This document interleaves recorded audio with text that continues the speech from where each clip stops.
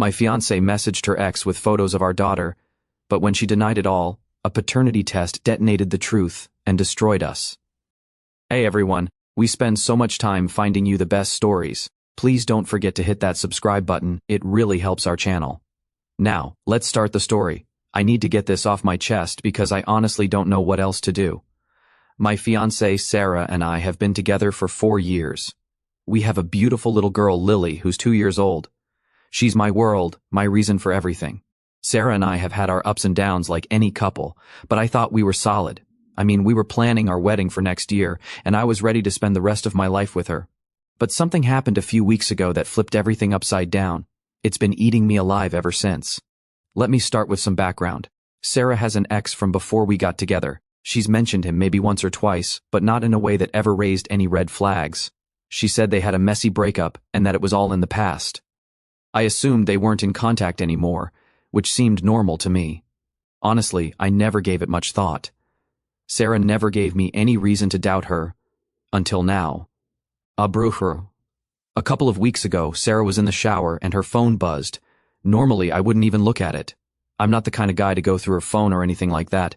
We've always had a pretty open relationship when it comes to trust, but this time was different. The notification caught my eye because of the name, her ex.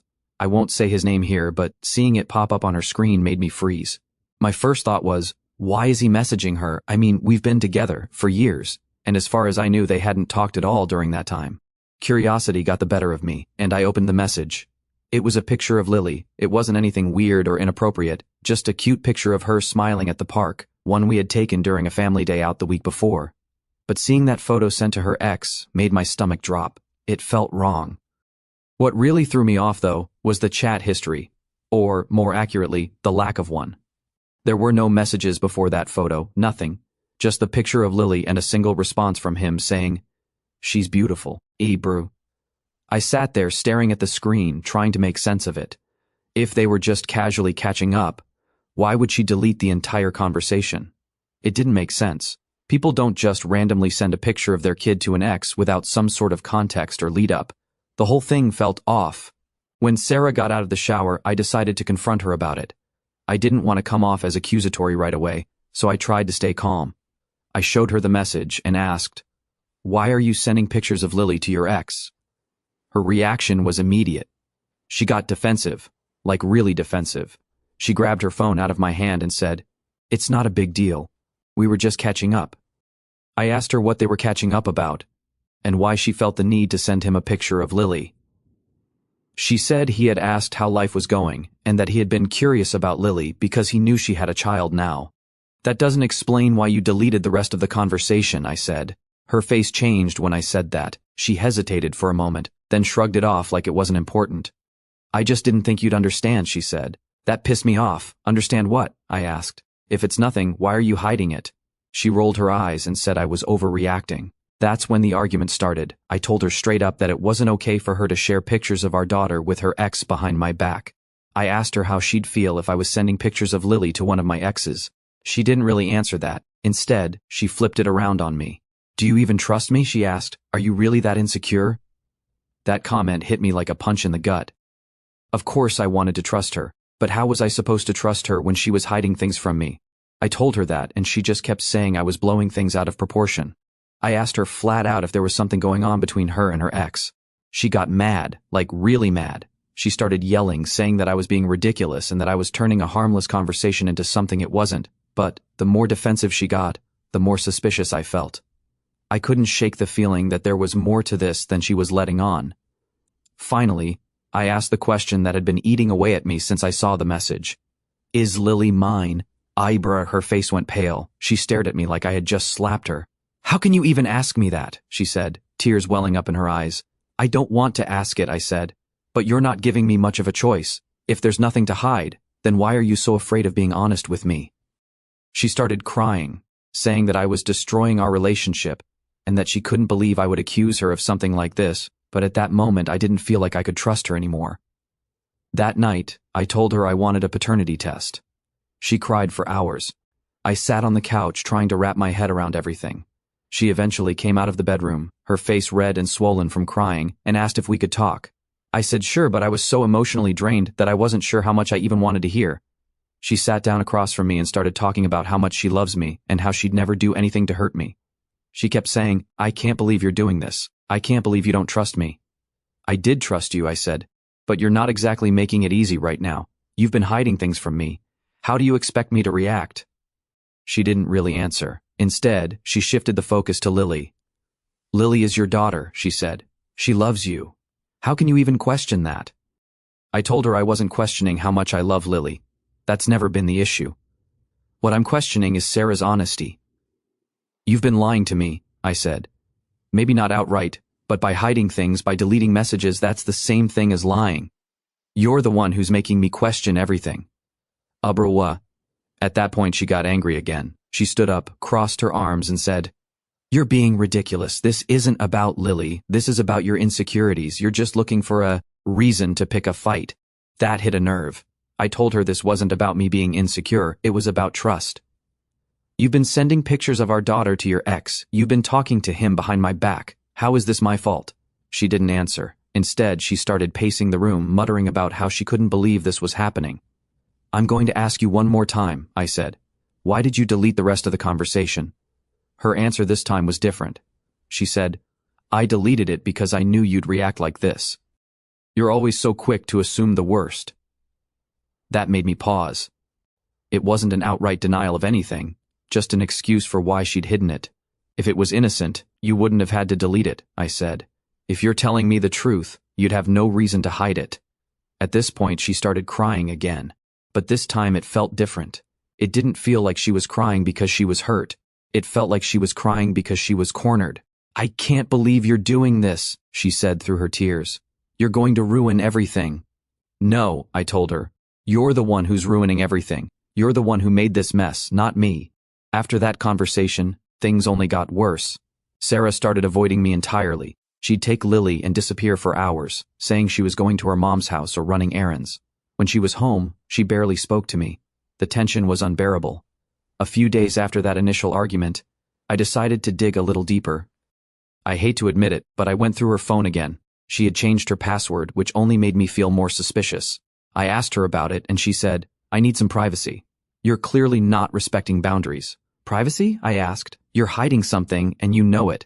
She didn't respond. That same night I called her out again. I told her straight up that if there's nothing going on, she needs to prove it.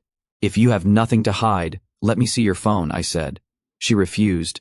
That was the final straw for me. If you can't even be honest with me now, what am I supposed to believe? I asked. She kept saying things like, You're blowing this out of proportion, and I can't believe you're doing this to us. But the more she tried to deflect, the more convinced I became that something wasn't right. I told her again that the paternity test was happening, whether she liked it or not. She begged me not to, saying it would tear us apart, but I told her the damage was already done. The next few days were a blur. I was trying to hold it together for Lily's sake, but it wasn't easy. Every time I looked at her, I felt this mix of love and fear. Love because she's my little girl, and I'd do anything for her. Fear because I didn't know what the test would say. Sarah, on the other hand, was acting like a completely different person. She went from being defensive and angry to suddenly trying to be overly sweet. She'd bring me coffee in the morning, offer to make my favorite meals, and kept saying things like, I just want us to be okay again. But I wasn't buying it. It felt like damage control, not genuine remorse. One night, after Lily had gone to bed, Sarah sat down next to me on the couch and said, Can we just move past this? I hate what this is doing to us. I can't move past it until I know the truth, I told her. She sighed and looked down at her hands. What happens if the test comes back and Lily's not yours? She asked. That question hit me like a ton of bricks. I didn't even know how to respond. After a long pause, I said, I don't know. I guess we'll cross that bridge if we get there. She started crying again, but I didn't comfort her this time. I just sat there staring at the floor, wondering how things had gotten to this point. Brewer, at this point we're in a holding pattern. I've scheduled the paternity test, and I'm waiting for the appointment. Sarah knows it's happening, but she hasn't brought it up again. We're barely speaking, and the tension in the house is so thick you could cut it with a knife. I'm trying to keep it together for Lily, but it's hard.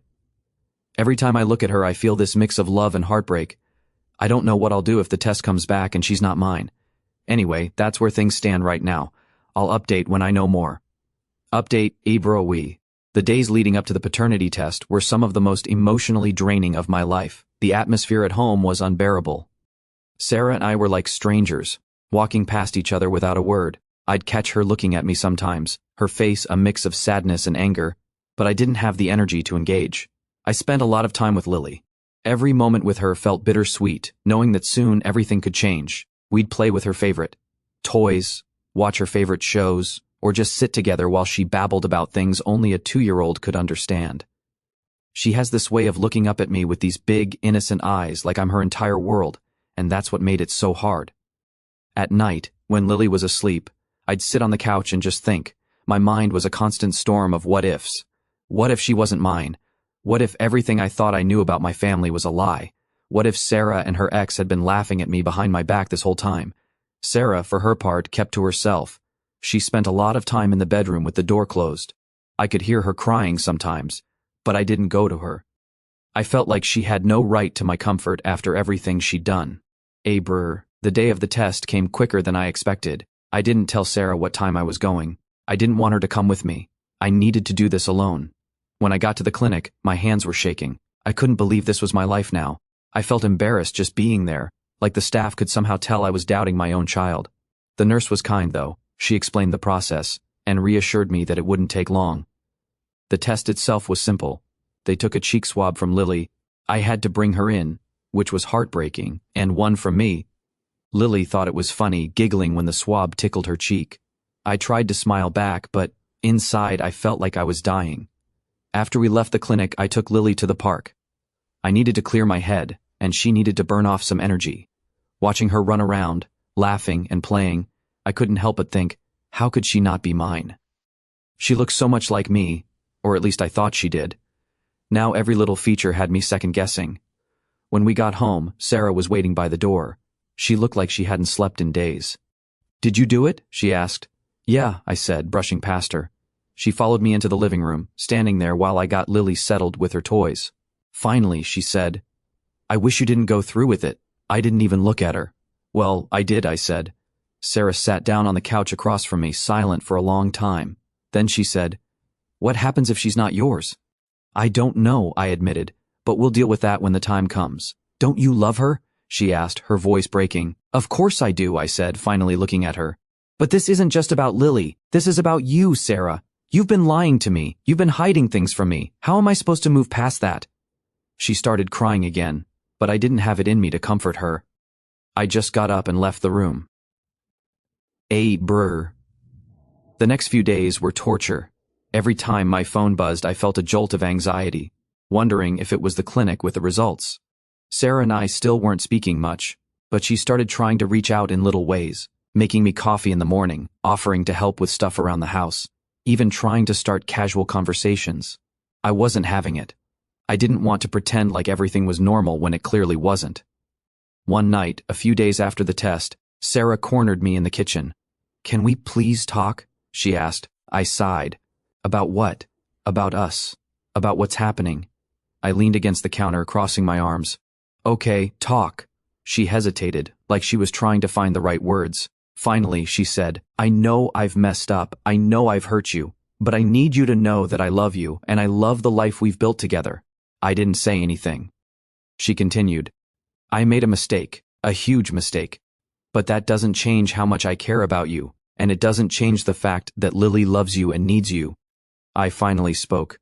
"You keep saying you made a mistake, but you're not owning up to what that mistake is. Was Lily a mistake, Sarah? Was lying to me a mistake? Or was it sending pictures to your ex behind my back? Which one are you sorry for?" She started crying again, but I was too angry to care. "Stop crying," I said. "Crying doesn't fix this. It doesn't make me trust you again. You did this, Sarah, not me." She didn't say anything after that. She just left the kitchen and went back to the bedroom. A few days later, I finally got the call from the clinic. My heart was pounding as I picked up the phone. The nurse on the other end explained the results, her voice calm and professional. "Lily isn't mine. I don't even remember what I said to her. I think I just thanked her and hung up." I sat there on the couch, staring at the wall, feeling like my entire world had just collapsed. For 2 years, I thought I was Lily's dad. I changed her diapers, stayed up with her when she was sick, taught her to say her first words, "She's my little girl," but now I find out she's not. I don't know how long I sat there before Sarah came into the room. She must have seen the look on my face because she froze. "You got the results," she said. "Yeah," I said. She didn't ask what they said, she just started crying again. "I'm so sorry," she said over and over. "I didn't know how to tell you. I didn't mean for this to happen." I looked at her, feeling more anger than I've ever felt in my life. "You didn't mean for this to happen? You lied to me for 2 years. You let me think she was mine. How could you do that to me?" She tried to explain, but I wasn't listening. I got up, grabbed my keys, and left the house. I needed to get out, to clear my head, to figure out what the hell I was going to do next. After I walked out of the house that day, I drove aimlessly for what felt like hours. I didn't have a destination in mind. I just needed to get away. My head was spinning, and my chest felt tight, like I couldn't catch my breath. The words from the clinic kept echoing in my mind. "Lily isn't your biological daughter." I ended up parked at some empty lot, just sitting there in my car. I couldn't even cry. I felt completely numb, like the reality of it hadn't hit me yet. It was hard to process the fact that the little girl I'd been calling my daughter, the one I've loved with everything I have, wasn't mine. The worst part? As much as I wanted to hate Sarah, I couldn't stop thinking about Lily. None of this was her fault. She didn't ask to be caught in the middle of this mess. She didn't ask to be lied about or used as a pawn. She's just a kid. My kid, at least in every way that matters except blood. When I finally went back home, it was late. The house was dark except for a small light in the living room. Sarah was sitting on the couch, waiting for me. Her eyes were swollen, like she'd been crying the whole time I was gone. As soon as I walked in, she stood up. "Where were you?" she asked, her voice shaky. "Out," I said. "Out where?" she pressed. "Does it matter?" I shot back. She flinched at my tone, but didn't say anything. I walked past her into the kitchen, poured myself a glass of water, and leaned against the counter. She followed me, standing in the doorway. "Can we talk?" she asked. I didn't look at her. "Talk about what?" "About everything," she said. "Everything?" I repeated, finally turning to face her.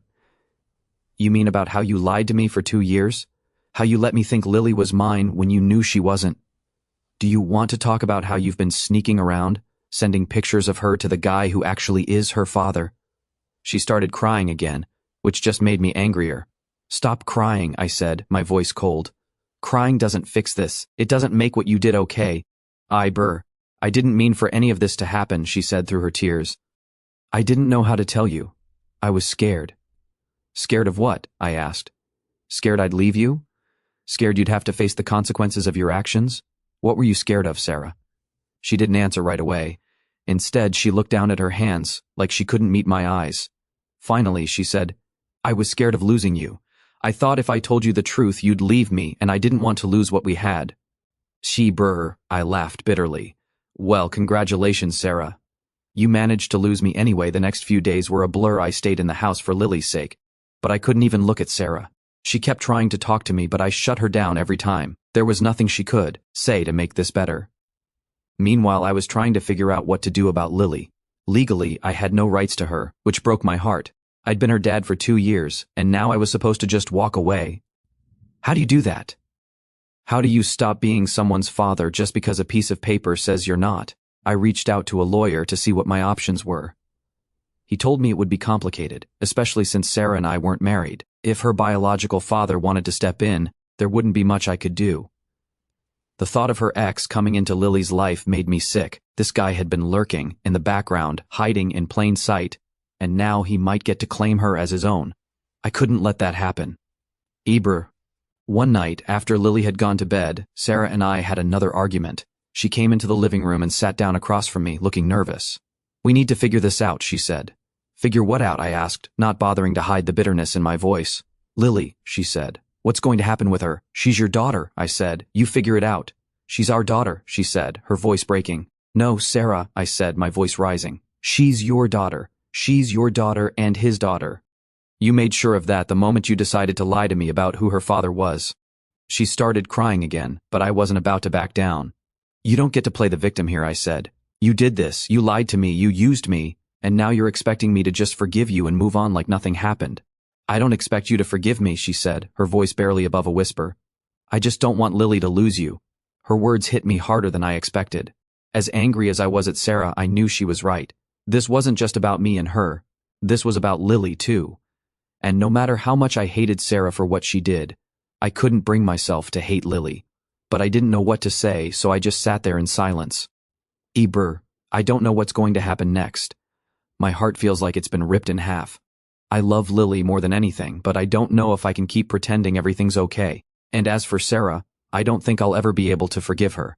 For now, I'm just taking it one day at a time. Final update. K. Hey Reddit. I know it's been a while since my last update, but I've finally gotten to a place where I can share everything that's happened. A lot of you had questions, and I think it's time I lay it all out. Things have escalated, and to be honest, this will probably be the last time I talk about this, so let's get into it. After the paternity test confirmed that Lily wasn't mine, everything fell apart even more than it already had. I told Sarah there was no way we could stay together after what she did. She begged and pleaded, but I was done. I told her flat out, you need to leave. At first she acted like she didn't understand. Where am I supposed to go, she asked, tears streaming down her face. That's not my problem, Sarah, I told her. You've had 2 years to come clean about this. 2 years, to be honest. You made your choice, and now I'm making mine. She kept trying to guilt-trip me, saying things like, this isn't fair to Lily. She needs you, and we've built a life together. Don't throw it away. But at that point, I couldn't even look at her without feeling a mix of anger and disgust. I gave her 2 weeks to figure out her living situation. She ended up moving in with her mom, which I honestly think is the best place for her. Her mom's a nice woman who probably had no idea what Sarah was doing, and I hope she can help Sarah get her life together. Now, onto the part I know a lot of you are curious about. When did she get pregnant?